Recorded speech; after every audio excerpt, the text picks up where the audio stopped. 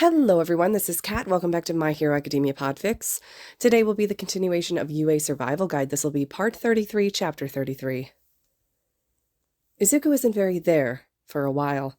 He knows he's in the hospital. He remembers faintly the kidnapping, Kachan, and the fight, and All Might and Oboro, that cloud, the storm cloud that was overhead, but besides that, it's pretty hazy. He knows, though, that he's in a hospital.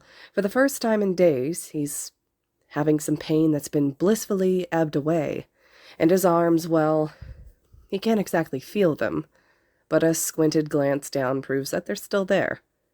His brain is foggy, and he honestly can't make heads or tails out of anything that's around him, but he's at a point now that he just rolls with it.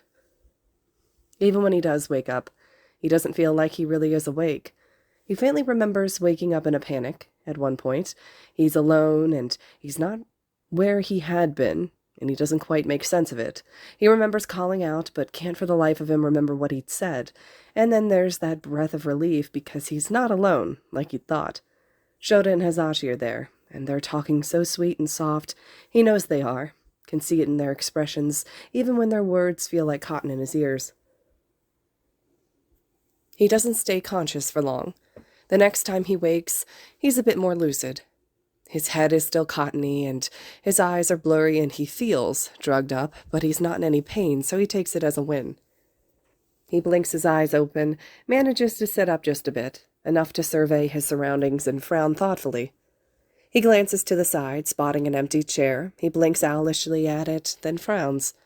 He drags his attention to the other side, where he faintly remembers seeing Hazashi at some point. Hazashi's not there, but Oboro is. He's sitting tensely in the chair, watching something. He's very intently watching something to the point that he doesn't even notice Izuku's awake or feels his eyes on him. Izuku doesn't understand the look on his friend's face. He lets his own attention slide in the direction of Oboro's staring, toward the foot of Izuku's hospital bed, and he startles when his gaze finally lands on the child that's sitting crisscross at the end of the bed. He sucks in a breath of surprise, like seeing those cat-like eyes staring intently at him, before she finally manages a small smile. "Hi," Izuku breathes out, pushing himself up a little more. He's still hazy, but seeing Hana has knocked some clarity into him. "Are you okay?" "I should be asking you that, Deku." The little girl's smile wanes, and she shifts a bit. "Are you okay?" "Of course I am," Izuku hums instantly, trying not to shift too much. He doesn't feel pain much, but he does feel an uncomfortable pinch in his arms when he jostles them. "Good as new, just like I told you I'd be." "Good as new," Oboro huffs in annoyance. Bold coming from the one in full-arm casts. "Hey," Izuku pouts, attention lulling towards Oboro, who now has his arms laced over his chest and has drawn his attention away from the child to the teen. "We both know that this is nothing." Oboro narrows his eyes, nose wrinkling as he squints, unamused at Izuku. He huffs out a breath, and he lets his attention flick back to the foot of the bed. "So who's the kid? She refused to talk to me when she came in, just sat at the end of your bed like she knew you or something, then watched you sleep. Sorta creepy. This is the first I've heard her talk." "Deku, is he the ghost friend that you told me about?" She shuffles until she's on her knees, and she shifts a little closer like they're sharing a secret. "The one who helps you?" Izuku's eyes dart toward Oboro, before he shoots him a teasing smile, and he leans toward Hana as much as he can, in the same position. "He is." "Okay, fine," Oboro sighs heavily, leaning back in his chair. "Secrets are good too. I'm only the one person you tell literally everything to, but sure, replace me with a new ghost. I see how it is." She glances back at Oboro, as if gauging his worth in that way that children tend to do. Sharp, calculating eyes, and lips puckered suspiciously. After a second, she comes to a conclusion and gives a slow nod. "You never said anything about how dramatic he is." Despite the obvious distaste for Oboro, she seems content enough with his presence. She shoots him one last uncertain look before settling calmly at Izuku's side. "Hey, listen here, you ankle-biter." Oboro squawks in offense that Izuku isn't sure is real or feigned. The green-haired teen bites back an amused snicker before waving a dismissive hand and shooting his ghost friend a warning glare that has Oboro swallowing down the rest of his words and plopping back against the backrest of the chair in annoyed defeat. The teen ghost takes a breath, and he lolls his head in Hana's direction, cocking his attention between Izuku and the ghost child. Fine, okay, I get it. But are you gonna, introduce us, or... Oh, Izuku gives a soft laugh. Yeah, right, sorry. Forgot a second there. This is Hana. Izuku introduces, then to Hana.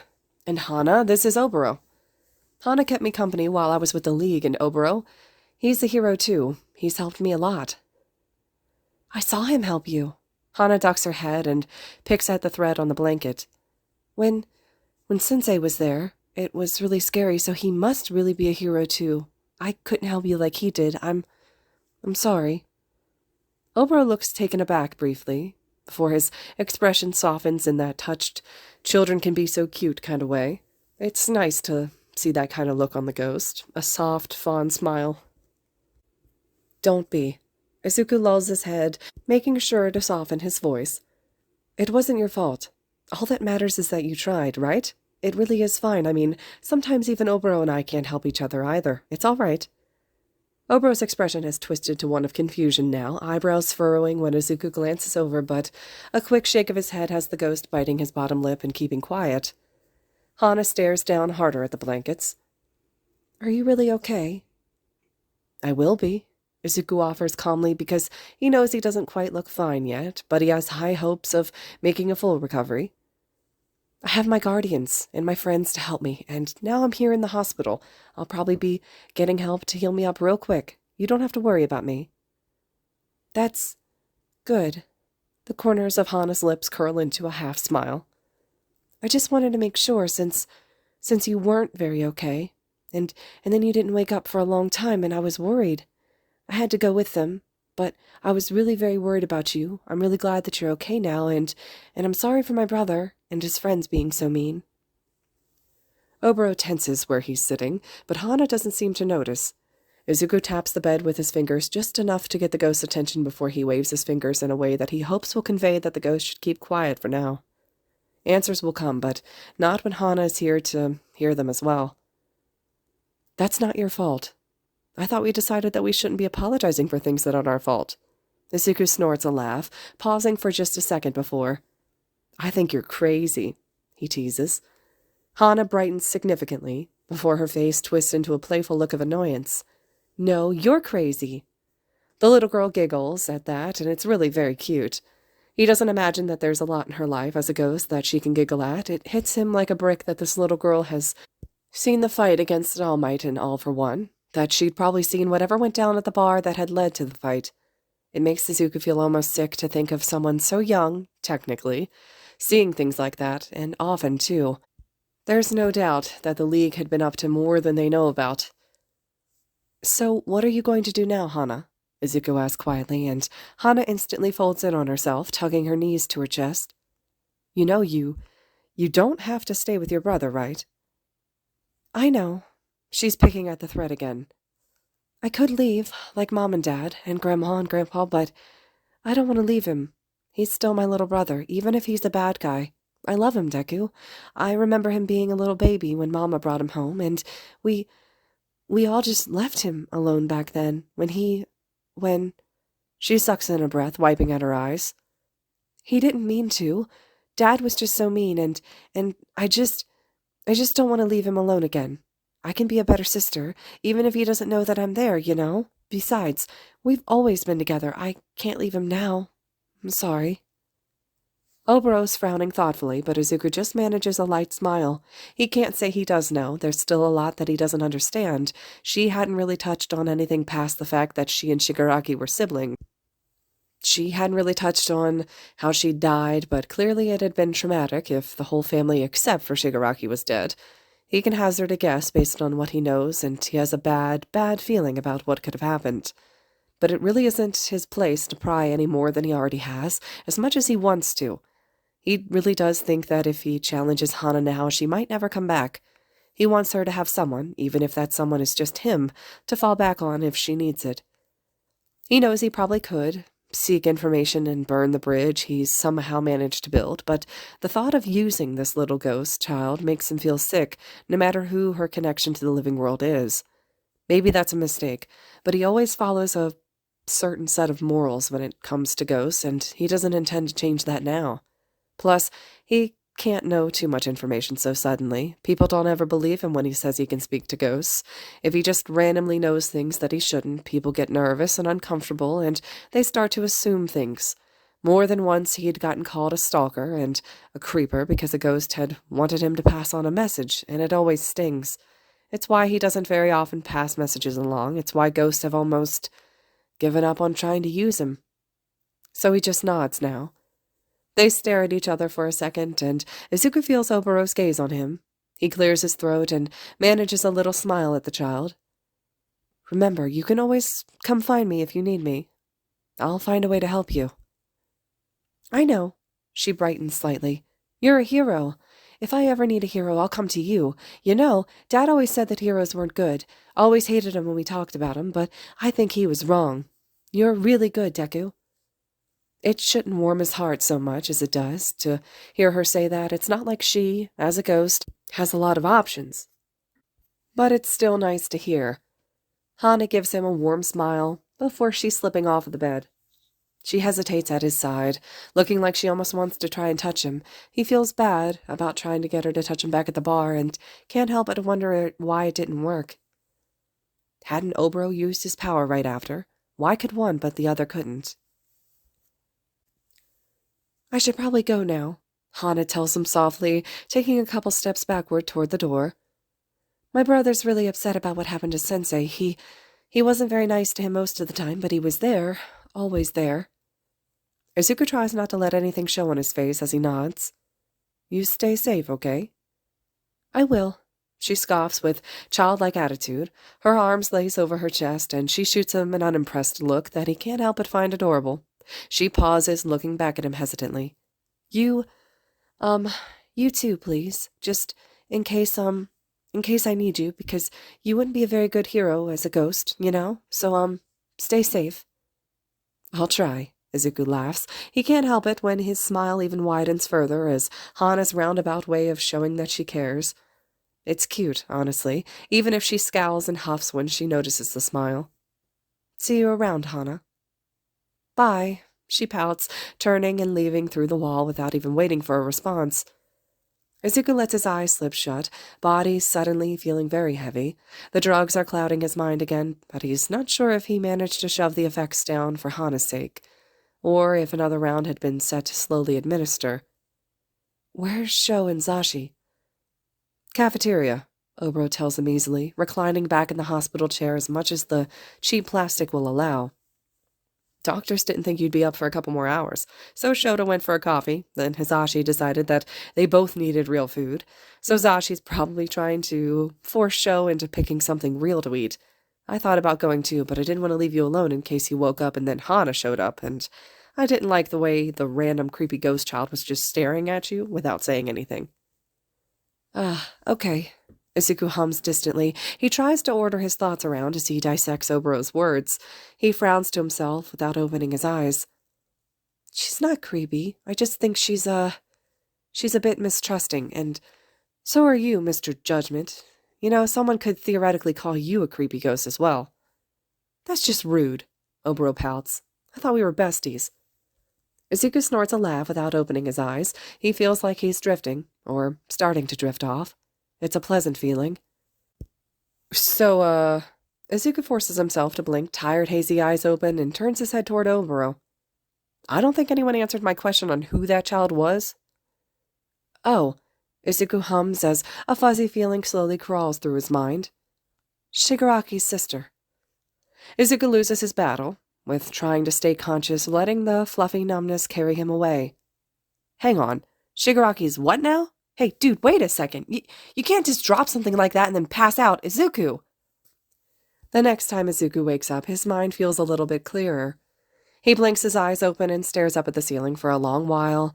His eyes still feel heavy, but he's at the point where his body thinks that it's been asleep for too long, so even when he tries to shut his eyes and go back to sleep, he just can't manage to. Like the first time he woke up, he lets his head loll to the side to take stock of the room. He first spots Shota, asleep in one of the hard hospital chairs. He's contorted so that he's curled up in the chair, elbow on the armrest and his jaw cupped in his palm. His breathing is evened in that way that it never really is in class. Shota has crashed. Izuku doesn't dare think about how long his guardian had been awake, worried about him. He realizes quickly that he just feels bad and guilty when he does it. He tries to remind himself that it's not his fault, but then he sees them in the states they're in, and he knows if it wasn't for him, they wouldn't be as drained and exhausted. That's a bad train of thought, though. A sweater is draped over Shota, one of Hizashi's. Izuku's almost positive. He lets a small smile curl onto his lips at the thought. No doubt Hisashi draped it over him when he was finally asleep. Shota looks exhausted, so Izuku's glad that he's sleeping. He glances next to the foot of the bed, or Oboro, sitting crisscross at the foot of his bed. It catches his attention as he scans his gaze to check who's in the other chair. Oboro offers a grin and a tiny wave, but he doesn't say anything. Izuku takes that for what it is and doesn't greet the ghost in any return. The reason for the surprisingly friendly, silent treatment is sitting on the chair to Izuku's right. Hisashi isn't asleep like Shota, and is instead watching Izuku with such a gentle fondness it almost makes the teen want to squirm. He's in his civilian clothes, with his hair tied up in a loose bun. He's wearing the red-framed glasses, and Izuku spots his hearing aids, too. He looks tired as well, but a bit more rested than Shota. "Hey, look who's up," Hisashi croons quietly, reaching out to stroke Izuku's bangs out of his face. Izuku knows he leans into the touch like a cat, but Hisashi just smiles tenderly. "How are you feeling, sweetheart?" It's soft and domestic, and Izuku isn't quite sure what suddenly changed because that's such a soft gesture. He can't remember the last time that someone did that to him, and he's not entirely used to feeling safe and soft and protected, but something has obviously prompted this because Oboro has a shit-eating grin when he glances over, and Hisashi hadn't stopped looking at him like that. It takes Izuku a second to remember how to move his lips, and an additional second to make his voice work. He clears his throat quietly. Better, it's nice to not hurt anymore. I can't really feel my arms right now, but it's better than feeling them. Hisashi's face twists into something of devastation, but it's gone almost as fast as it appeared. If Izuku were a little less groggy, he'd probably pick the expression apart, but he's still not sure he's really thinking completely clearly. The man gives a soft hum. "I'm happy to hear that, Sunshine. I'm glad that you're not hurting like that anymore. You had us so worried, and we're just very glad that you're back safe and sound. Sho and I are so proud of you. You know that, right?" "You are?" Izuku wrinkles his nose and scrunches his shoulders up in a way that borders on painful. "So proud." Hisashi nods seriously. His hand slides softly down the side of his face, and his thumb goes over Izuku's freckled cheek before dropping to help ease Izuku's shoulder back down. The teen has to physically stop himself from shivering at the contact.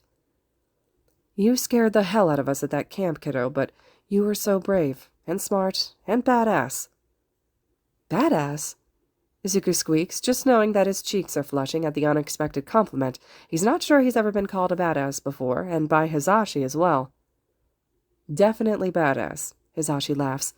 "You know, Koda told Sho about what you did to protect him. How you just kept going to keep him safe. He really looks up to you now, kiddo, and your friend said the same thing. My poor heart can't take seeing you like this, but I know you did what you had to do. And I'm so proud of you for protecting Koda and your classmates, though I do wish you could have done it without breaking your arms and getting kidnapped, but I know that's unrealistic." Hisashi has set a hand over Izuku's, thumb drawing a line along where the cotton cast ends. "You'll be such a great hero. When you graduate, of course, because I will literally bubble wrap you the next time you decide to run headfirst into a one-way portal to a villain's lair with 2 broken arms, you dig?" "I don't plan on making it a habit." Izuku snorts a laugh, lulling his head completely in Hisashi's direction, where the man smiles, appreciating the joke. "So, if it does happen a second time, I consent to the bubble wrap.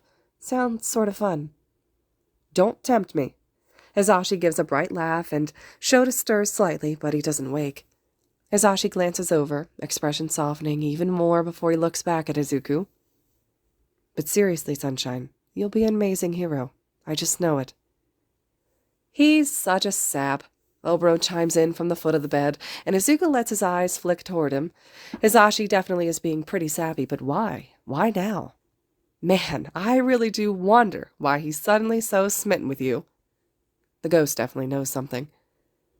Thank you, Izuku forces himself to say through the warmth in his chest, his head bowing slightly. It really means a lot coming from you, Hisashi. Hisashi wilts slightly, pouting for a split second before he's perking up to his usual self, just still somehow slightly softer. I mean it, kiddo. I think Deku is just what the world needs. Even if I still don't completely like your chosen name, and I think that quirk of yours needs some major work with how it still harms your body. We can work on it, though. Oboro is full-on cackling now, to the point that his eyes are watering, and he's dragging laughter-shaken hands down his eyes and his cheeks. Izuku doesn't know what's so funny, but he has half a mind to kick the ghost in the thigh just for whatever it is he's not telling him. Too bad he doesn't want to accidentally touch him. Not now. I still need a lot of practice, Izuku agrees as he tries to ignore the now fading laughter. He can't wait until he's alone with the ghost and he can strangle him in peace, and answers would be nice, too. Is everyone okay? Kota and Kachan, my classmates? All Might? Hisashi hesitates for no longer than a second before nodding. Your classmates are all okay. Izuku wrinkles his nose at the simple answer, and Hisashi laughs before continuing quietly. What do you remember about the attack? There were lots of villains. Izuku offers after a moment of thought. I fought a villain who could regenerate his muscles, and wasn't there a gas quirk? And I remember seeing fire, and Shoji got pretty hurt too, right? Firstly, Kota's fine thanks to you, so don't worry about him, all right? Hisashi tilts his head with a small smile.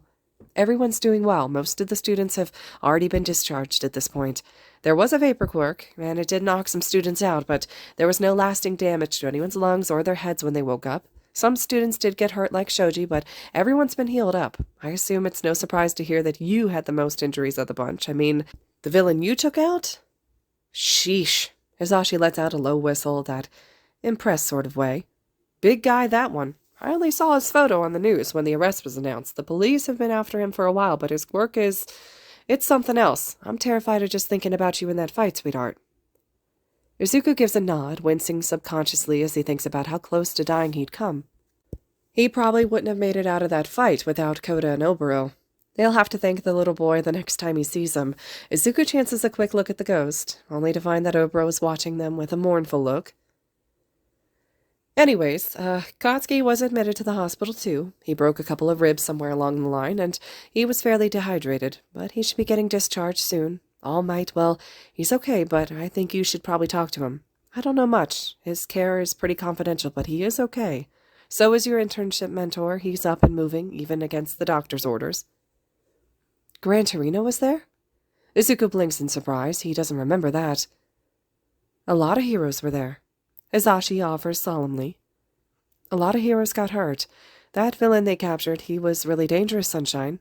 Shigaraki and the League got away, but thankfully we got you two back, and Tsukuji believes the villain they did catch was the mastermind behind the League, Shigaraki's mentor. Wait, they captured him?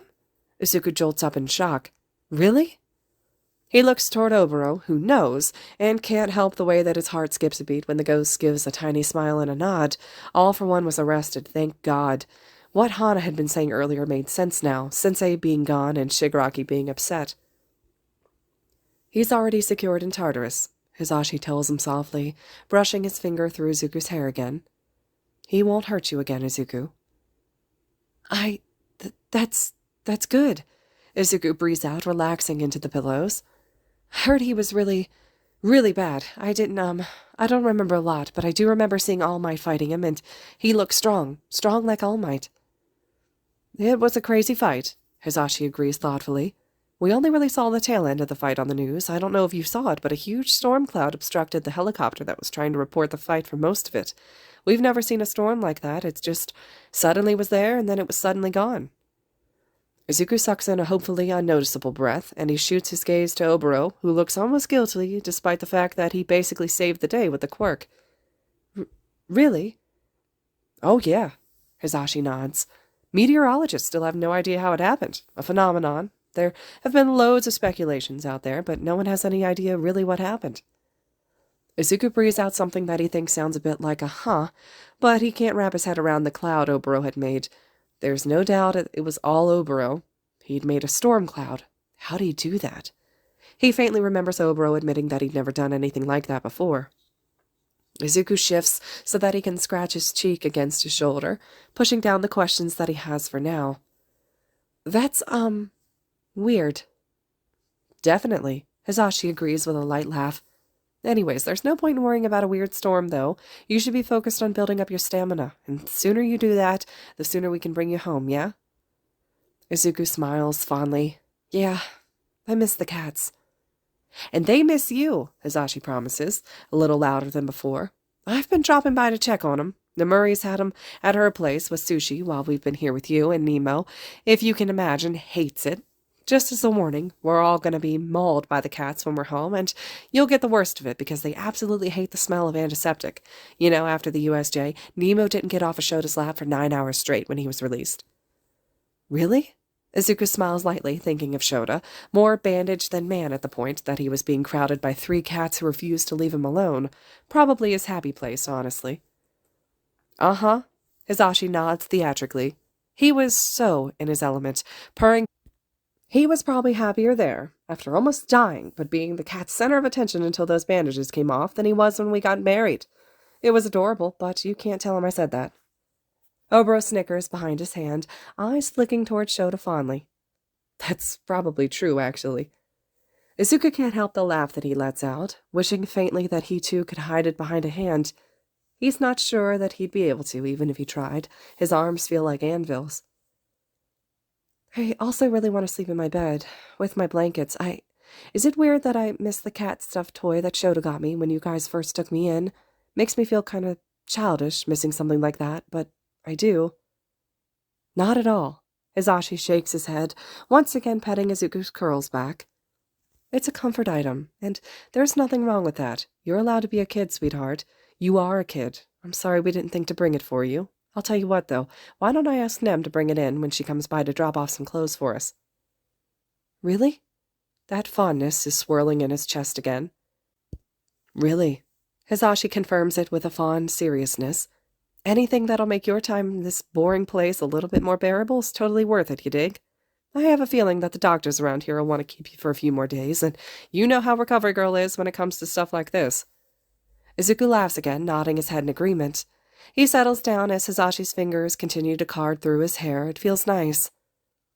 Does everyone know that Kachan and I are all right? Does Hitoshi know that I'm okay? They do. The fingers pause before starting up again. He does. Do you think that he'll want to come and visit me? Hitoshi won't be seeing the light of day for a very long time. Comes a dry snort from Izuku's other side. He glances over quickly to see Shota awake, stretching out his back before his expression softens. How are you feeling, problem child? Better, Izuku offers with a crooked smile. I can't really feel my arms, but it's okay.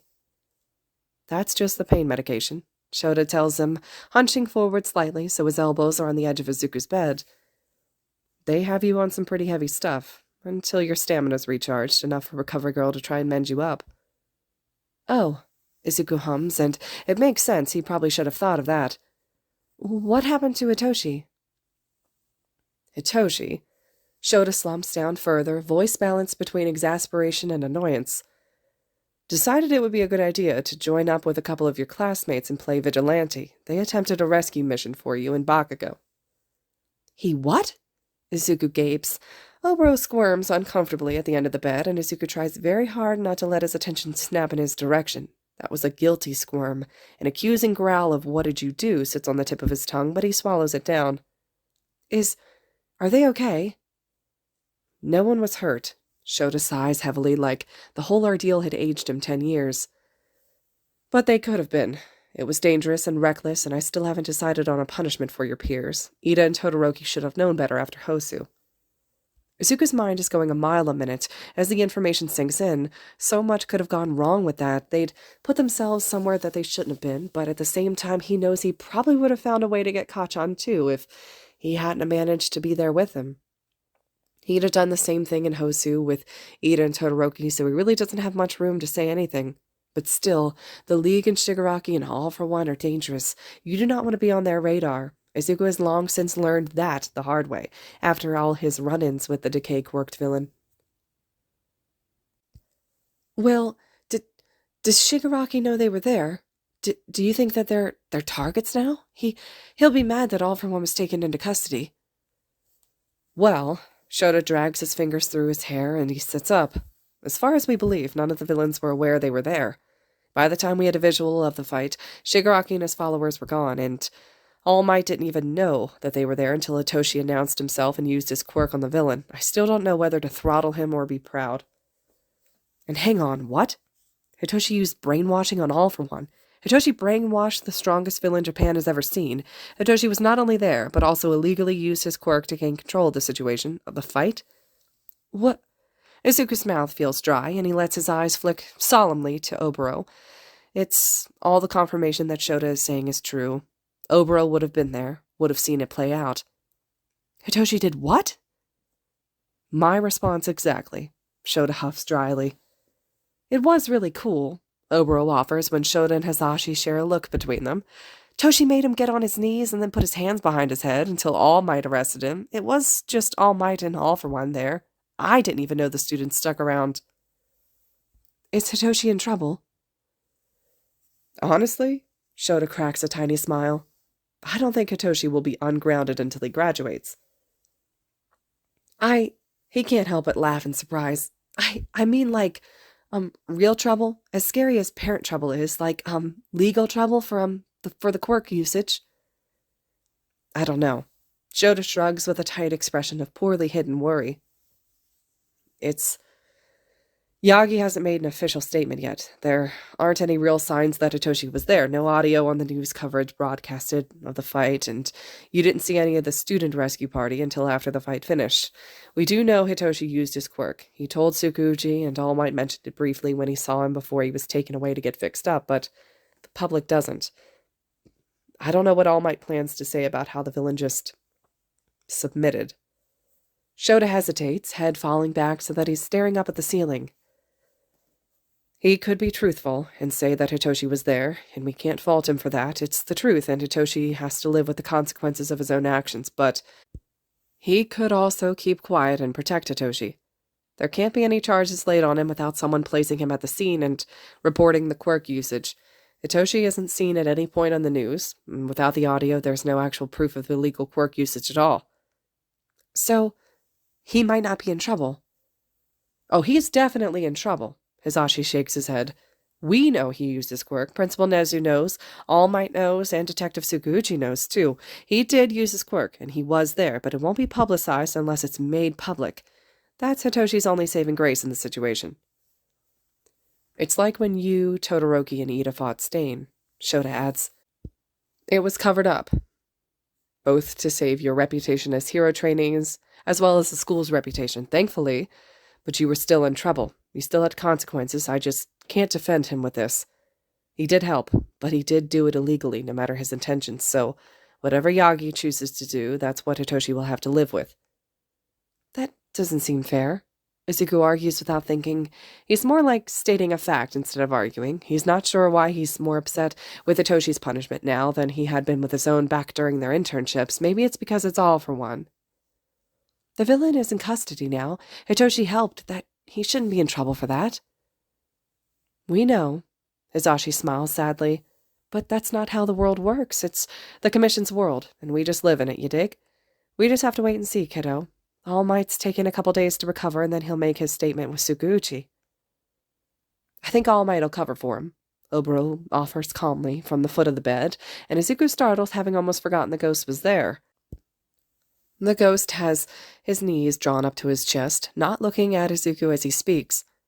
You didn't see the fight, man. All Might was struggling. I don't know if he would have won if Hitoshi hadn't. Oboro wavers off before shaking his head and glancing thoughtfully at Izuku. If he's smart, he'll cover for Hitoshi. I mean, a quirk like brainwash getting leaked to the public, the world seeing what Hitoshi can actually do with the elements of surprise, it's useful, it's scary. Izuku gives the faintest of nods as he lets Obo's words sink in. It's all true. He just really hopes that All Might will come up with some kind of excuse and leave Hitoshi and his quirk out of it. Izuku wonders if All Might will come to see him before speaking to the police officially. He's got a feeling Detective Tsukuchi already knows what's going on, but the rest of the world probably doesn't. Tsukuchi knows about One for All, so he obviously knows about the threat of All for One as well. He also wonders if they'll be more likely to keep Hitoshi out of the statement because it's an all for one and one for all matter. Izuku has no idea what the commission knows about that stuff, but he can only hope that the identity of the villain that Hitoshi helped to take out will keep his name clear. I hope that All Might protects him, Izuku finally whispers, and he really, really does. Yeah, Shota sighs. Same here. It's quiet for a while after that. Shota had slumped back in his chair with his eyes shut, but he's not really asleep, not completely. Izashi has gone to text Namuri about the stuffed cat and to pick up some food from the cafeteria. Izuku settles into the silence, and he takes the time to rest his own eyes. He's still not feeling actual sleep, but he is exhausted. He really hopes that the drugs knock him out again soon, because he does feel tired. It's not until there's commotion in the hall, and Izuku almost wilts when he recognizes said commotion. Oh no. Cat! Izuku hears Aunt Mitsuki hiss over some loud stomping footsteps. You can't just storm into someone's hospital room. I've been discharged, comes a terse reply. And it's Tsuku, the fuck you mean I can't just walk in? We've known him since he was in diapers, and he and I have shared baths, hag. I'm going to check on him. I played your shitty waiting game, I gave him time. Let me just check on the stupid nerd and then we can leave and get the hell out of here. Katsuki, Auntie warns. Where the hell are your manners, you brat? We both know that Zuku's got foster parents now. They don't know us, and they won't appreciate you shoving your way in like you were raised in a barn. We can't just barge in anymore. That's not Inko in there. We can't just... Screw off, Katsuki snaps, and Izuku can just imagine him waving his mother off. Just try and stop me. Well... Izuku squints his own eyes open to see Shota reclined in his chair, head cocked just enough to be able to stare at the slightly ajar door. He already looks amused. This'll be fun. There's no doubt that Shota heard everything between Katon and his mother, too. The footsteps come to a pause just outside Izuku's door, and there's heated whispers like Katon and his mother are squaring off almost face to face, arguing under their breaths, and he bites back a laugh. Shota inclines his head a bit more to try and spot them through the gap. Then the door is being nudged open and Katon is pushing his way in. Hey, nerd. And then he freezes. Katon's eyes are on Shota, and Shota's watching back calmly, almost daring Katon to say something. He's smart enough not to, though. Actually, Izuku's not even sure his childhood friend can even form words, past the surprise in his expression. Mitsuki follows in after her son. When the teen freezes abruptly and cuts himself off, her own calculating gaze narrowing suspiciously as she steps past him. Her eyes single on Izuku first, scanning over him protectively before flitting dangerously to Shota. She meets his eyes for a second before exhaling. Oh, she lets her expression lose some of the tension. You must be Izuku's other foster dad, then. I am. Shota offers calmly, sitting up straighter. And you are? Auntie hums, eyeing Shota critically. When she comes to a decision about his character, she steps further into the room, leaving a confusion-struck Katon stood in the doorway unmoving.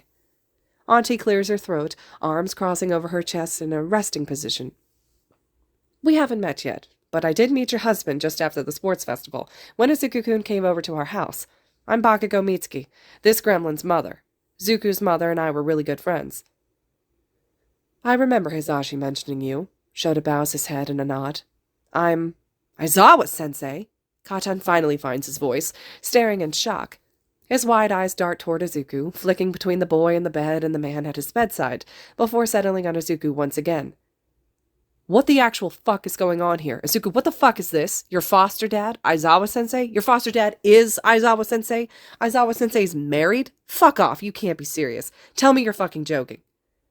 Izuku shrugs as best as he can. Sorry?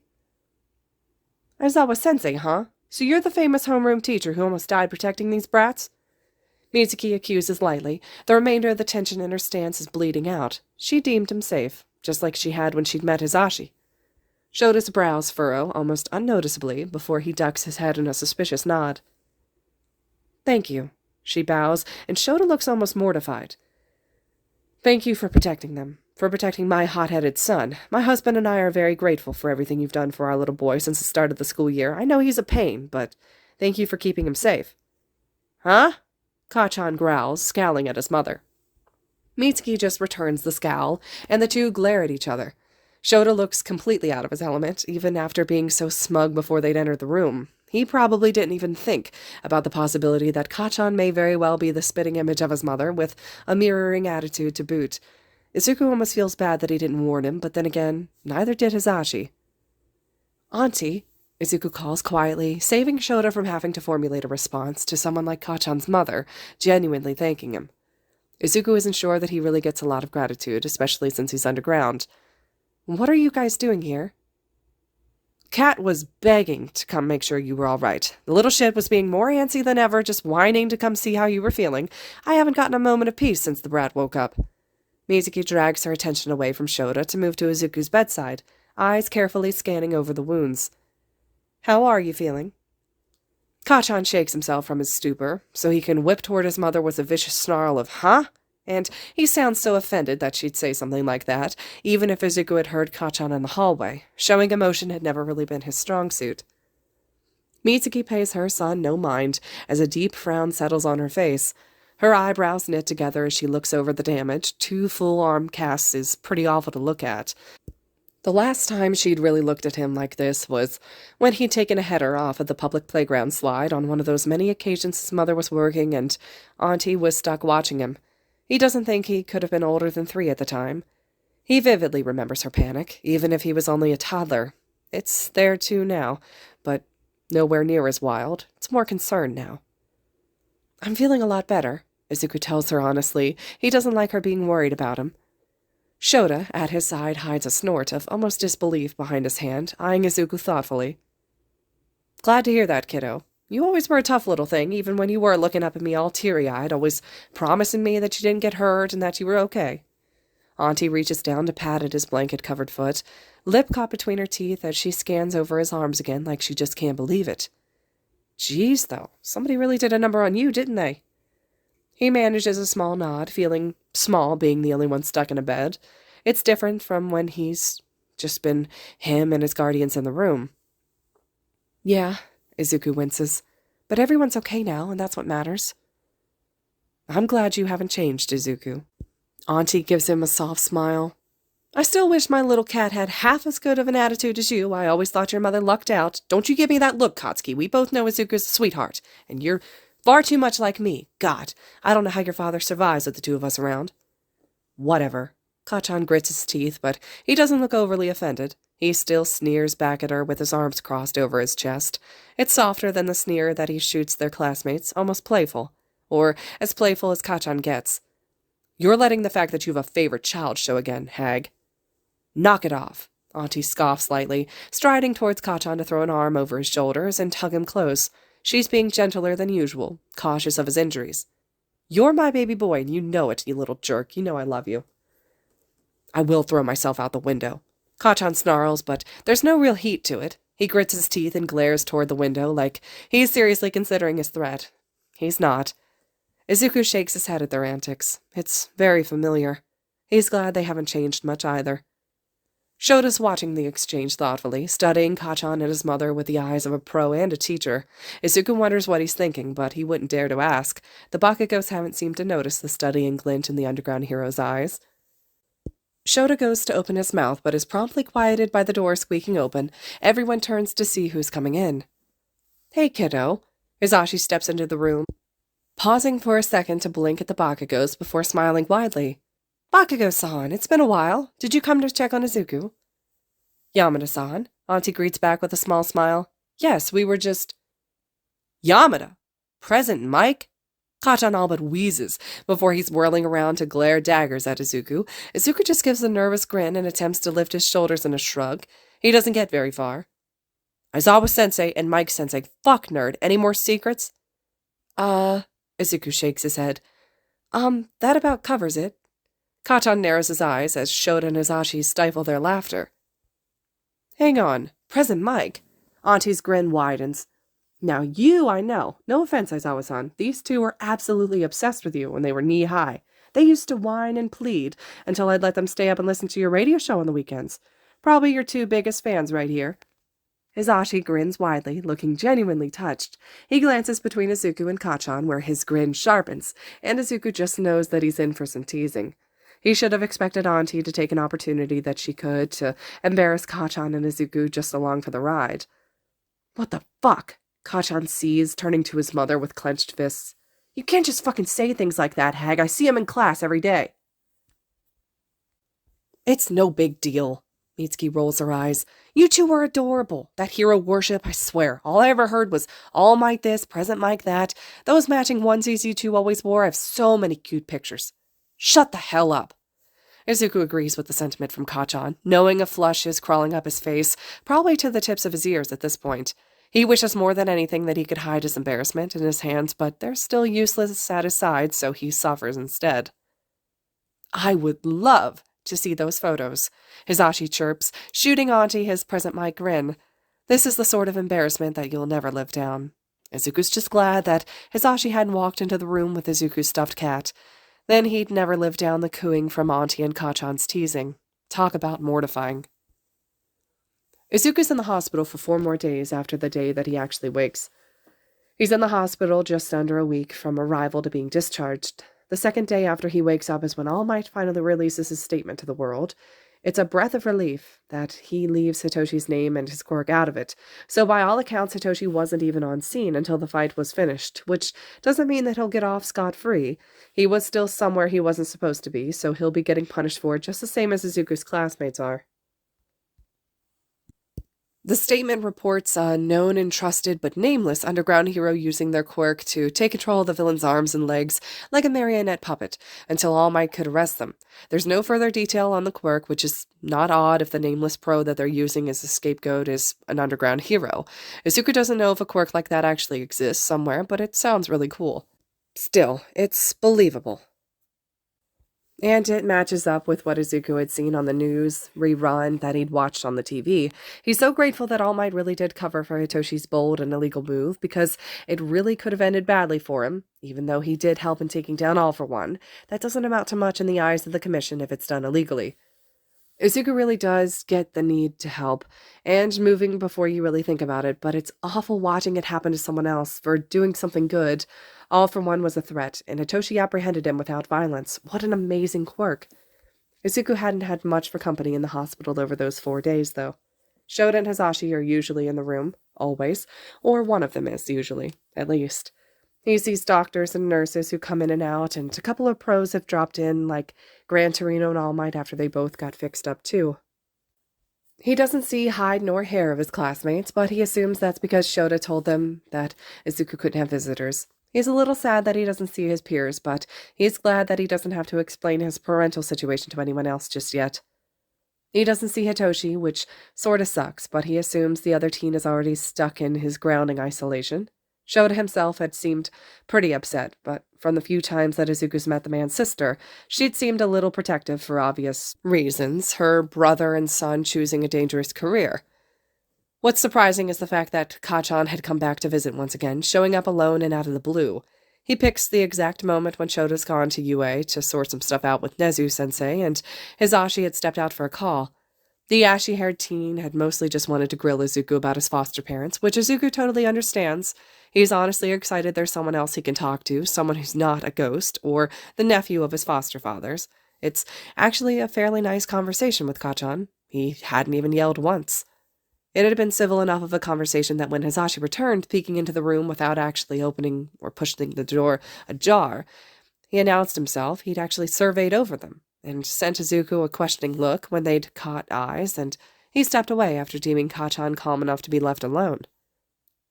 There's also been another subtle change in how Kacchan's acting, and Izuku thinks he likes it. The lack of visitors is probably a good thing, considering he spends a lot of time sleeping and recharging. He sleeps continuously for 2 full days straight, almost.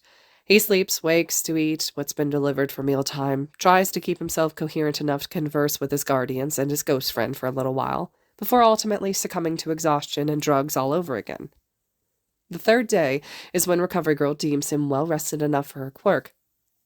It's not as simple as a kiss to the forehead, though. His arms had started to heal on their own, so before she can mend the breaks, they need to be aligned.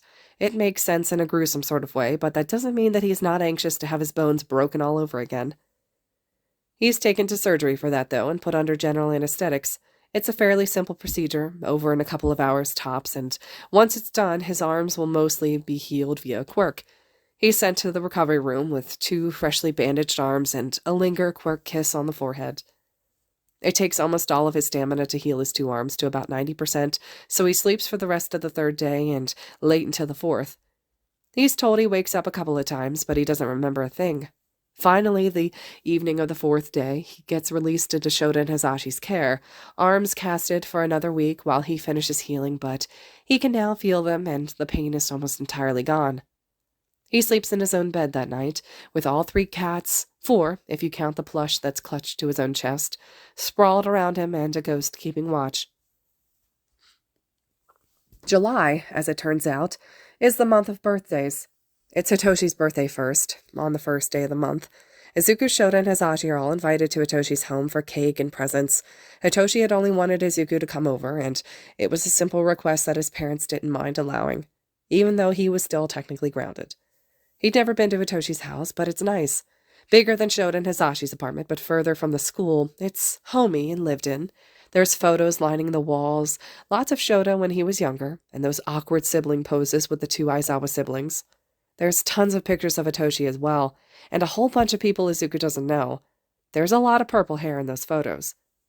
Hisashi's in a couple too, and he even spots a photo of Yuuei with Shota, Hisashi, and Oboro. Oboرو's doing bunny ears to Hisashi, and Hisashi's arm is slung around Shota's shoulders, and Shota himself is holding a small purple-haired toddler in his arms as they're all smiling. Even the toddler reaches for the one behind the camera that's grinning toothlessly. That was Uncle Sho's birthday, Hitoshi offers, in explanation when he notices Izuku looking. I think he just turned 16. I obviously don't remember it, but my mom always loved that picture. It's the 2 of them in the living room, with the adults all getting cake ready in the kitchen. He hears faint arguing, but it's playful instead of actual arguing. Yeah, Oboro, who's stood at Izuku's side, nods in agreement. Shota, the boring guy he is, just wanted to go to a cat cafe that had just opened up. It was really fun, actually. He was in his glory, surrounded by the cats. You know, I think that was the year Zashi and I got him that cat mug he always uses. I'm honestly surprised that he still does it. Looks like it was a lot of fun, Izuku replies to the 2 of them, but not really addressing either. There's a lot of pictures. Yeah, Hitoshi huffs. My mom's sentimental. There's thousands, honestly, dozens of albums, but on the bright side, I have access to most of Uncle Sho's childhood pictures. I'm talking bad haircuts and everything. And Shota calls from the doorway, prompting both Izuku and Hitoshi to startle. He's watching them, mostly Hitoshi, with narrowed eyes. Would like to remind you that I have just as much access to your photos. Baby Hitoshi in his birthday suit is far better blackmail material than my stupid haircut in the 3rd grade. I hid those. Hitoshi puffs his chest out with a toothy grin. Shota cocks an eyebrow, turning in the direction of the kitchen. Yuuei, do you still have that picture of Hitoshi parading around on all 4s after stripping off all of his clothes? I do, comes back from the kitchen, and Hitoshi blanches. Ah, I just love that picture. He had the cutest little bottom. It's in the baby album. Yield, Hitoshi cries out desperately, arms flailing slightly as a steady blush crawls up his cheeks. I yield. You win. You're not showing him any pictures of my ass. Baby or not. Baby or not? Shota snorts, straightening up from his lean and stretching his back out. What, you got pictures of your ass past the baby years? No, you're insufferable, Hitoshi whines. Remember, it's my birthday. You're not allowed to be mean to me. This feels pretty mean. It's hardly mean, Shota snorts.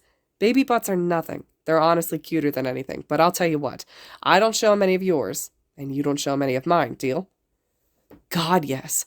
Hitoshi lurches to shake his uncle's outstretched hand. Deal. Izuku's the one who snorts a laugh at that, ducking his attention when both Shota and Hitoshi shoot him matching glares. He lingers as uncle and nephew enter the kitchen, shoving playfully as Yuuei scolds them for roughhousing, and it's just then that Izuku notices Hisashi's been watching from the hallway leading to the bathroom. The blonde steps out only when the other 2 are out of sight, stepping toward Izuku quickly and throwing an arm over his shoulder as he guides them both in the direction of the kitchen slowly. Hizashi's smile widens as he leans closer. You know, Sunshine, I have access to both of their photos, and there's no repercussion for me showing you. Shota was the cutest little guy, and Hitoshi really did have that aversion to clothes. Man, I love this family. Oborough's cackling as he follows after them. Hitoshi chooses a strawberry shortcake for his birthday cake, and it's so good. There's not enough room at the table for everyone, so they spread out in the living room to eat the cake. Izuku's immensely glad that he can sit alone with Oboro and feed himself. It's nice having both of his arms back. It's a bit strange being around all these people who've known each other for so long. Shota and his sister, Hitoshi's father, and Hisashi, who'd been a part of the dynamic since they were students at Yuuei. It's strange, but he likes it. This is something that he'd never really had growing up. It had always been just him and his mom and sometimes the Bakugo family. Still, even if he doesn't quite have a place in the dynamic just yet, no one leaves him out. Hitoshi especially is the one most in tune to his presence. That could definitely be because the other teen had been on a grounding isolation, and he's just ecstatic for human interaction at all. Human interaction with someone his own age. Izuku hadn't seen Hitoshi since before the summer camp, and with school being out for the remainder of summer, Izuku doubts that he's left the house much at all after the stunt that he pulled. Izuku's sure that he probably would have been grounded for a while, too, after Hosu, if he hadn't have almost died. Seemed a bit like natural punishment for that one. Izuku thinks that Hitoshi is probably the student looking forward the most to moving into the recently announced Yuuei dorms. Can't be grounded when you don't live at home. Hitoshi opens presents with everyone gathered in the living room. He gets a selection of things, video games, clothes, headphones, and random things like little trinkets. It's a nice little party. Izuku feels really bad that he didn't get Hitoshi anything, having only heard that it was Hitoshi's birthday when Shota and Hisashi asked if he was feeling up to attending. Despite his lack of a gift, Hitoshi just scoffs.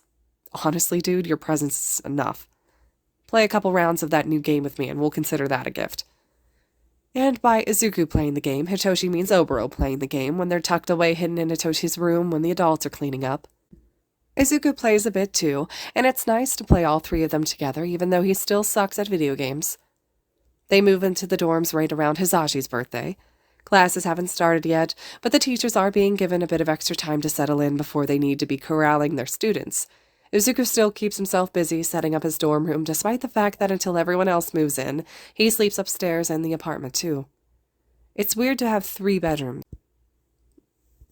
Izuku has a room in the apartment above 1A Heights Alliance, as well as a dorm downstairs like the rest of his class, plus the home apartment where they'll spend holidays and breaks still. Hisashi's birthday falls on a Thursday, so they can't really do much besides have some cake. Izuku and Shota do bake him the same chocolate cake that they'd made for Oboro's birthday, while Hisashi's at the radio station prepping for the following evening's birthday bash that he does every year for as far back as Izuku remembers. And he almost cries when he walks in the door to a decorated cake, and Izuku and Shota both waiting for him, wearing party hats, even Shota, and hadn't that taken some pleading from Izuku on his end. It's a quiet evening, and they have Hisashi's favorite curry ordered in because after a long day of preparing for the students to return in the upcoming days, and baking a cake right after, no one's in the mood to really cook. The 3 of them enjoy each other's company. Hisashi doesn't get as many presents as Hitoshi did, but he doesn't seem to mind. He even scolds Shota for getting him as many gifts as he's gotten, but Shota just shrugs. Shota and Hisashi both have a glass of sake as Hisashi has opened up his gifts. Once again, Izuku hadn't been able to get him one, not with moving into the dorms and suddenly having more stern rules like not leaving campus without being approved for the outing.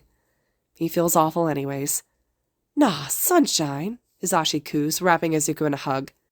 You didn't need to get me anything. I'm just glad that you're okay. That's the best birthday gift you could have given me, you dig? You know, Oboro's grinning that same Cheshire cat grin that he'd worn at the hospital when Izuku had first woken up, clearing his throat, catching half of Izuku's attention. Izuku's sitting cross-legged at the coffee table, watching the ghost out of the corner of his eyes as he lifts his glass to take a sip. If you really want to give him a gift, the ghost snickers, you can call him Pa again. He'd probably cry. Izuku promptly chokes where he'd been taking a sip of water, the water splashing up his own face as he exhales into it.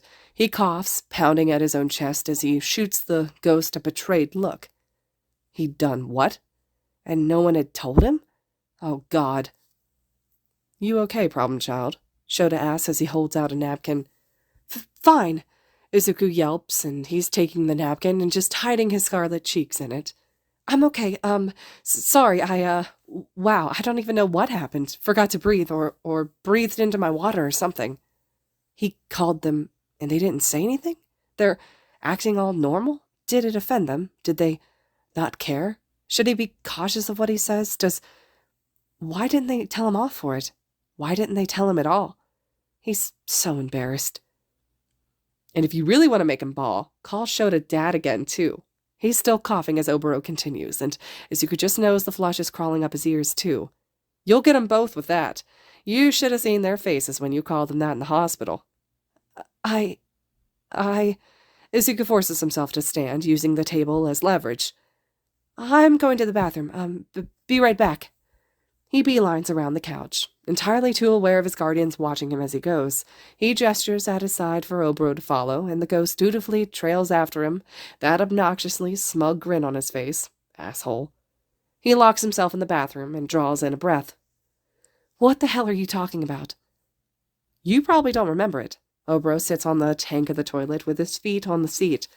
But the first time that you woke up after being rescued, you called out for Pa and Dad. You were pretty restless until they calmed you down. I don't remember, but Izuku drags a hand through his hair. I could have been talking about anyone. Oboro gives him a flat look. When Shota didn't respond fast enough, you asked for him again and didn't relax until he talked to you. It's nothing, Izuku. They thought it was cute. It wasn't cute, Izuku whines. It was rude of me. I didn't ask, and I can't force that on them, and I probably didn't mean it. It was, I was drugged, right? Nothing I said drugged should count for anything. You know, Oboro leans back against the wall. They say a drunk man's words speak a sober man's heart. I was drugged, not drunk. An intoxicated man's words speak a sober man's heart. Izuku whips around to glare at him. You're really not helping my crisis. It's not a crisis, Zuku. Oboro shakes his head in exasperation. No one's mad at you. I told you, they thought it was sweet. What's the big deal? It was something that you said when you weren't completely coherent. They're not going to hold it against you. The big deal is that they're foster parents. They're my teachers. This is temporary. They aren't going to want me, all right? This is for convenience, and I get it. I'm so thankful that they helped me, but they won't want to keep me. They shouldn't have been called that. I shouldn't have done that. It was wrong of me. They didn't consent to it. I forced it on them. What are you talking about? Of course they... Look, if my own mother didn't want me, why would they? Izuku doesn't look at the ghost. I don't really mind.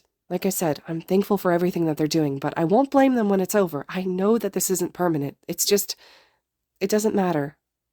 Just stop with the comments like that. I have more water in my lungs right now than in my stomach. Izuku. Oboro softens his expression, leaning forward. It won't. Just leave it, all right? Izuku sighs, turning on the tap to splash some cold water in his face. It doesn't matter. They're just helping me out. Besides, they haven't brought it up, so maybe they didn't even notice. I'm not going to force anyone to take care of me, especially not Shota and Hisashi. You really believe this? Oboro hesitates. That you're just a foster kid to them, that as soon as they're done with you, they'll just give you up. I'm speaking from experience. Izuku snorts a laugh, but it's sad and defeated. Mom didn't want me, and Dad hardly even got to know me before he left, and we both know that this was the only ways that I could keep going to Yuuei. They took me in to help me. If things were different, if Shota wasn't my homeroom teacher, I know for a fact that they wouldn't have just chosen me. Besides, I can't be upset in the end if I don't expect anything to begin with, right? You're wrong. Oboro sighs. You're so smart. How do you not see this? They want you around, Izuku. You're their kid now. Leave it. Izuku forces out, voice coated in defeat and exhaustion. Even if you are right now, the second that they figure me out, I'm doomed. Seeing and speaking to things that aren't supposed to exist is weird. It's scary. No one wants a weird kid. Toshi didn't think it was weird. Hitoshi's a kid too. Sho and Zashi are adults. Adults can't be convinced. Mom didn't believe me. Auntie Mitsugi and Uncle Masaru didn't believe me. And even Kachan didn't believe me until you proved it. I saw so many doctors, Oboro. And you know what they all decided? I was crazy. Adults don't believe me. Oboro doesn't have an answer to that. He can't defend someone else's experiences, even if he believes with his whole heart that Shota and Hisashi would be different. Izuku's adamant, and nothing that Oboro says will change the damage that's already been done. He doesn't know how to help. I'm going back out there, Izuku offers quietly, drying his face on a hand towel. You coming? Oboro shakes his head, swallowing hard. I've had enough excitement. I think I'm going to go hang out in your room for a bit. Do you mind? It's basically our room, Izuku frowns, but he does end up nodding slowly. I'm just being realistic here. I didn't mean to upset you. And then the teen is turning and leaving the bathroom. He eases the door shut behind him as if Oboro needs privacy or something as a ghost. He hears his school friends asking if Izuku's okay, to which the teen assures brightly that he is. Oboro hunches forward, burying his face in his hands. When did Izuku become such a good liar?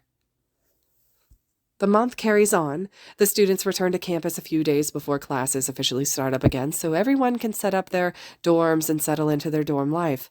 Izuku is all but bombarded by classmates, everyone from Ida to Uraraka to Kaminari and Koda, who he admittedly doesn't talk to a lot, just checking in and making sure that he's all right. Kachan doesn't get the exact same treatment, but he'd probably been able to see most of the classmates either while admitted in the hospital or after he was discharged.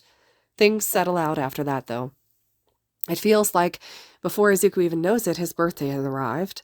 It's not exactly a secret, but it's also not really known. It's not like he'd announce it, but he wouldn't hesitate to offer it if someone asked. He didn't usually do much celebrating, even before his mother started drifting away. His mother was always busy working to support them, and after he'd stopped being Kachan's friend and going to his house, no one really cared or remembered it was his birthday. Teachers didn't care if the quirkless kid survived another year, and it's not like he had friends to celebrate with. It just was another day of the week. Even he didn't usually do much in celebration. More often than not, he'd just spring for the fancier brand of instant ramen and purchase those pre-packaged cupcakes for himself with his allowance. Birthdays just never really felt much different to any other day, or his birthday at least. So when he wakes up on his birthday, a few days after school had started, he hardly even notices it's the 15th. He gets dressed, goes for his morning run around campus, followed by joining his friends for breakfast. Morning classes are the same as always. Everyone's still getting back into the swing of being back at school or after summer break. He's having lunch with Todoroki, Hitoshi, Ida, and Uraraka, and Oboro. When Kachan approaches the table, the conversation falls silent as Kachan settles at the end of the table, shuffling his feet and looking like he wants to be anywhere else except here. Izuku cocks his head. Something we can do for you, Kachan? The other teen just grits his teeth. Here, he says, and then a small, colorfully wrapped package is shoved into his hands. Izuku stares down at the item in his hand, gaping in surprise. It's not really heavy, but he has no idea what it is. What's happening? Kachan, what?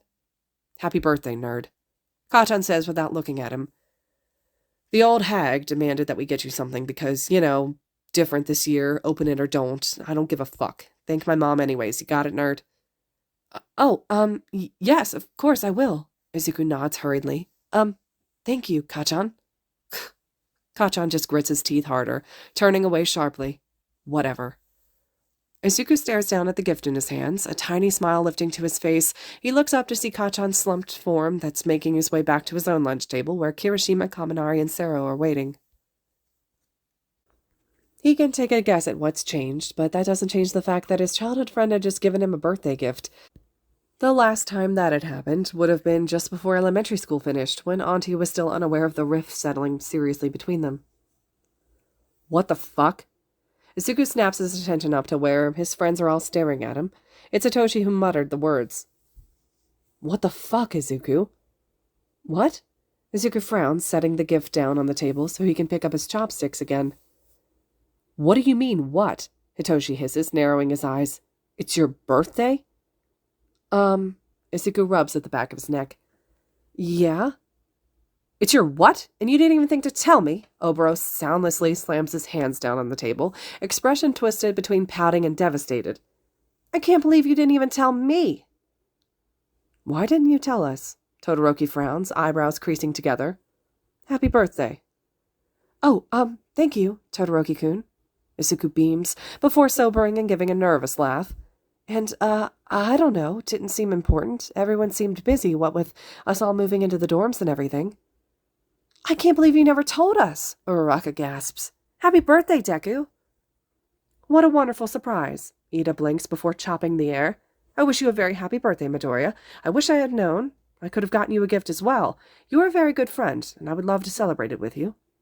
Same here, Uraraka pouts. I feel really bad that I didn't even know it was your birthday. No, Izuku yelps, waving his hands frantically. Don't feel bad. I really don't mind, and I didn't tell you, so you couldn't have known. I appreciate the well wishes, so really don't feel like you need to do anything else. But it's your birthday. Todoroki cocks his head in confusion. We want to do something nice for you. Birthdays are special. I celebrate mine with Natsuo and Fuyumi every year. Maybe we can do something to celebrate this weekend, Uraraka suggests excitedly. I'm sure Sue would want to come too. We can all go see a movie or something, or go for lunch. That's a good idea, Ida hums back. Our treat, of course, Midoriya. You don't have to. We want to. Todoroki cuts him off before promptly returning to his soba. All we have to worry about is getting Aizawa-sensei's permission. That won't be an issue, Hitoshi huffs, glaring at Izuku. Yes, I doubt it will be, Ida agrees with a sharp nod, looking between Hitoshi and Izuku. I don't think Aizawa-sensei will have a problem with it as long as that we're back before curfew, and if there is a problem, we can celebrate it in the dorms. So it's settled then? Uraraka grins brightly. This weekend, we'll take Deku out for his birthday celebration. What do you think, Midoriya? Izuku shrugs, tugging anxiously on his own thumb. As long as no one gets me anything else, I think it would be nice to celebrate with you all. Thank you. They spend the rest of lunch talking about what they should do that weekend, and Izuku can't wipe the smile off his face as he listens and he glances down at the wrapped gift. He wants to open it now, but he also doesn't know what Kachan and Auntie would have picked out for him. The day continues as usual, though it seems the information that it was his birthday had spread like a wildfire through 1A. Everyone in the class wishes him a happy birthday, and he grins widely as he thanks them. Nothing else really changes besides the general lightness that comes from there being a birthday in the room, that warm feeling of being the birthday boy. It's been a lot of years since he'd felt like this, and it's so nice to have friends and classmates who make him feel special. Time flies, and before Izuku knows it, school is finished for the day and his peers are all packing up. He packs up as well, pretending that he doesn't feel Shota's gaze on him. He brushes against the still-wrapped present in his backpack as he puts his school notebooks away. Midoriya, the man calls as some of the students have started to file out. A word before you leave. Yes, Sensei, Izuku squeaks out of habit. When the students are all cleared out, Shota walks to the door and gestures for Izuku to follow him. Hizashi and I got a very interesting text from Hitoshi this afternoon. The man says calmly. Oh? Izuku rings his fingers. And you wouldn't happen to be upset, would you? Well, Shota glances sideways at Izuku. We're a little sad that you didn't tell us it was your birthday yourself. We had no idea. We would have been more upset if we had missed your birthday entirely, though. Hizashi almost bursted my eardrums when he read that text. He's upset that we didn't even plan anything for you, and I wish I had have looked closer at your files at the start of the year so I would have known myself, but we're not upset. Don't worry, all right? I didn't mean to not tell you. Izuku hunches his shoulders up. He feels an arm slip around his shoulders, and he automatically lets them slump. Shota's arm tightens just enough to pull Izuku into his side. I know. Don't worry about it now. Shota doesn't say much more. Izuku's grateful for it. He feels like he really let his guardians down. He's led through the school and then guided into Heights Alliance, but they bypass the common area, and he's led up the stairs to the apartment. Wait here, Shota directs him towards the living room before he disappears down the hallway. He's not surprised to find Hitoshi flopped on the couch, one foot kicked up on the coffee table as he scrolls through his phone. The purple-haired teen hardly lifts his gaze as a sarcastic grin curls onto his lips. The birthday child has arrived. You told them, Izuku accuses, as he sets his backpack on the floor beside the couch before flopping down beside Hitoshi. He's well aware of the fact, though, and the accusation holds no heat. It's almost fond. It's your birthday, Hitoshi scoffs. And they're your parents. Of course I told them. Any idea how shitty they'd feel if your birthday passed and they didn't even acknowledge it? Didn't even know? Why didn't you say anything? There didn't feel like a good time. Izuku shrugs weakly. He tries not to feel bad as Oboro wilts in the corner. I didn't mean to not tell anyone. There were 2 other birthdays just this month. I didn't want to take the attention away from you or Hisashi. Izuku frowns. That would be rude. You don't talk about your birthday on someone else's birthday. You also can't not talk about it at all. The purple-haired teen fires back. Makes us feel like assholes that we didn't know that it was your birthday. We're family now, Izuku. That's something that you need to know about your family. And to make matters worse, we wouldn't have known if it wasn't for Explodey Boy in the lunchroom. It's so not cool, Izuku. I know, Izuku sighs. I'm sorry. Hey, Hisashi huffs as he joins them in the room. No longer in his hero costume, he pauses in front of the couch. No apologizing on your birthday. It's a rule. He's apologizing for not telling us it was his birthday. Hitoshi crosses his arms over his chest. That's a valid reason to apologize on your birthday. Shota agrees, trailing in behind Hisashi. And we'll talk about why you didn't later, but for now, we only have so many hours before curfew for you two, so let's go. Go? Izuku cocks his head. Go where? It's a surprise. Hisashi cheers. It's short notice, but where there's a will, there's a way, and there's no way in hell that we're not giving our kiddo the absolute best last-minute birthday ever, yeah? The surprise, as it turns out, is the arcade. He's never been to the arcade. Oh, you'll love it, Oboro chirps. Zashi and I used to come here all the time, and we even managed to drag Shota out sometimes, too. There's claw machines and arcade games, ticket games, a prize counter. So, Hisashi throws an arm over both Izuku and Hitoshi's shoulders. What you boys think? This used to be our haunt, you dig? Almost every day after school. God, I spent so much money here. Our? Shota rolls his eyes, tucking his hands in his pockets. I didn't come very often. Oh, no? Hisashi teases. Tell that to the top scorer on the DDR. I'm sure that your record's still unbroken. DDR? Izuku cocks his head to look at Shota, who looks more uncomfortable than when they'd arrived and bought tokens. Dance Dance Revolution, Hitoshi tells him, already eyeing a claw machine with a hero plushie inside. It's a dancing game where you have to step on the arrows. It's pretty hard. I suck at it. Shota kicks absolute ass at it, Oboro tells him excitedly. I had never, in my 17 years of life, seen anyone get such a good score on the hardest level. There was a literal crowd watching him when he took on the single-player double mode, and that's where you have to go between all 8 arrows. It's almost impossible. And it's a dancing game. Don't look at me like that, Shota huffs, and it's probably the most embarrassed that Izuku had ever seen as Guardian. It's more of a rhythm and agility game. Besides, it's not like I really chose to play it, and I'm pretty sure it's the first time that I came here with Hisashi and Oboro. I was bribed into it. We did not bribe you, Hisashi laughs thoughtfully, before grinning. I remember Oboro taking your eraser, but he gave it back when you threw him to the ground. So, you were just so harsh to him. You threw him to the ground? Izuku squeaks, glancing quickly at a grinning Oboro. No, I did not. I just used my quirk. Shota huffs.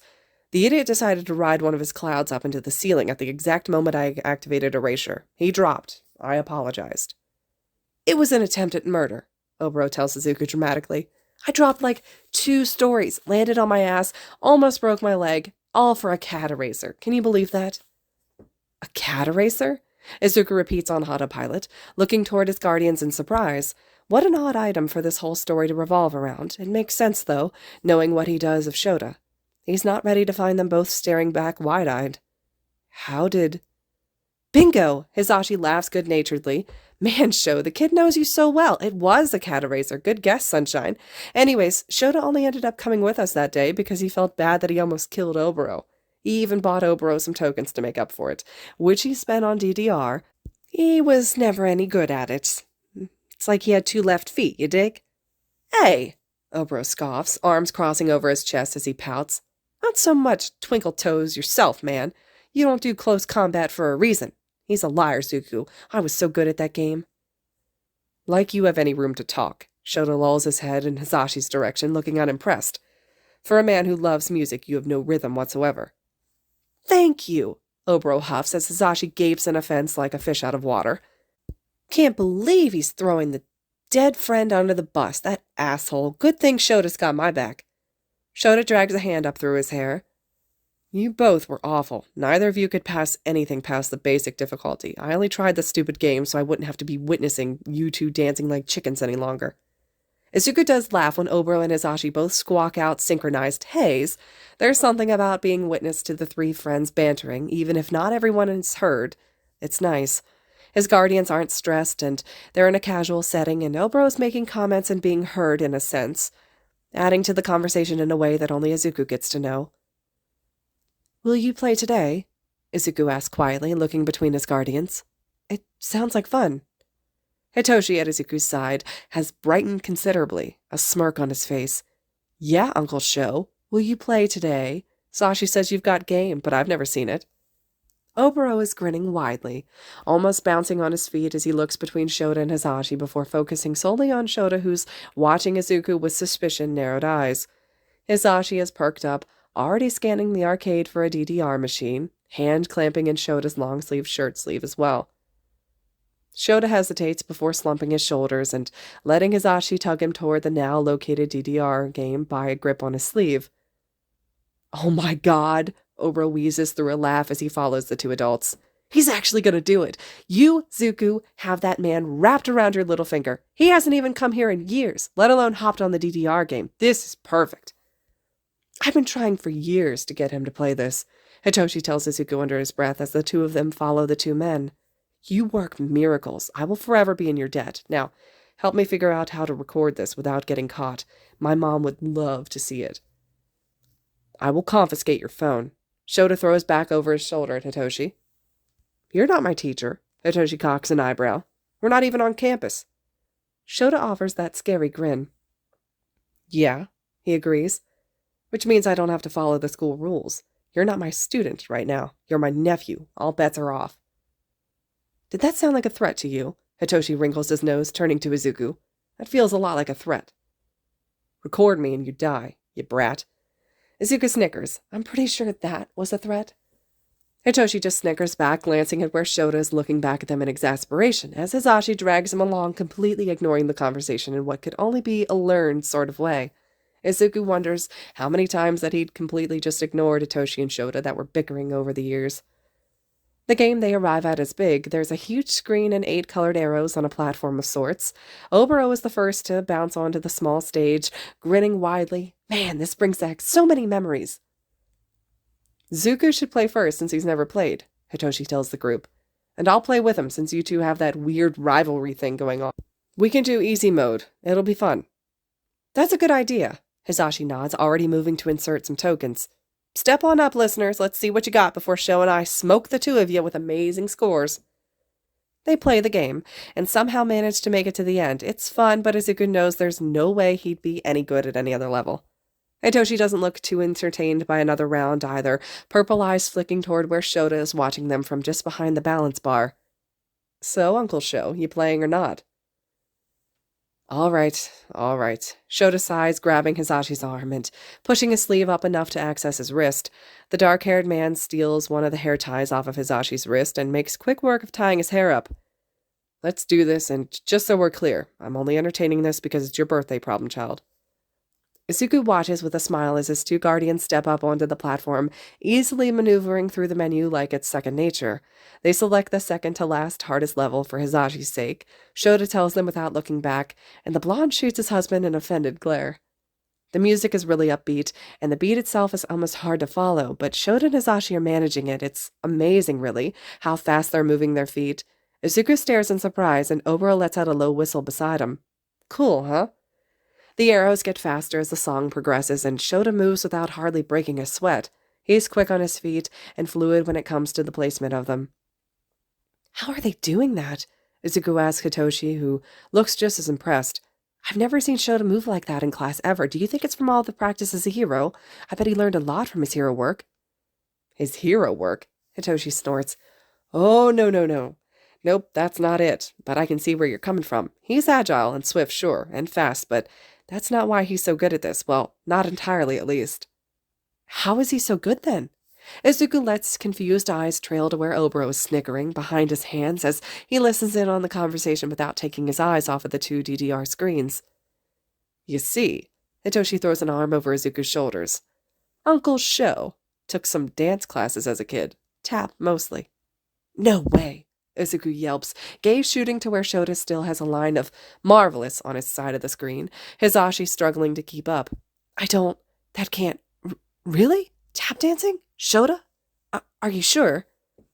There's pictures, Hitoshi offers before his grin sharpens.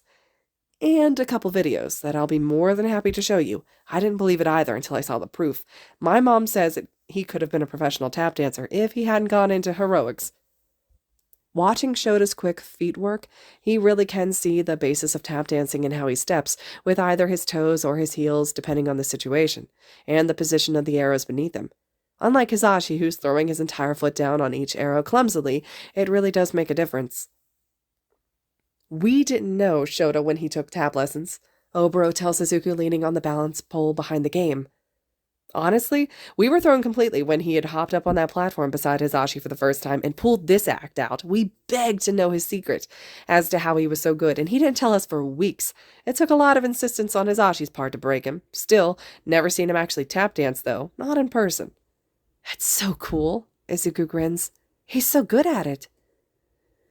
Well, he puts everyone else to shame, Hisashi wheezes. Geez, Sho, how are you not rusty at all? You haven't even touched this game in like 10 years. Natural talent, the dark-haired man offers dryly. It's literally just rhythm, foot placement, and speed. Says the tap dancer, Hisashi whines as the song cuts out on his screen after too many missed arrows. I like to listen to music, not to dance to it. This game is so hard. Hisashi steps off the platform with a pout as Shota finishes up his game. Now I'm sad, Hisashi pouts. Why? Shota snorts as he watches his rating come up on the screen. You already knew you sucked at it. You were walking into failure before we started. You're so mean, Hisashi cries, stepping back up onto the platform to playfully shove his husband. And in front of the babies, too. I'm pretty sure this is spousal abuse.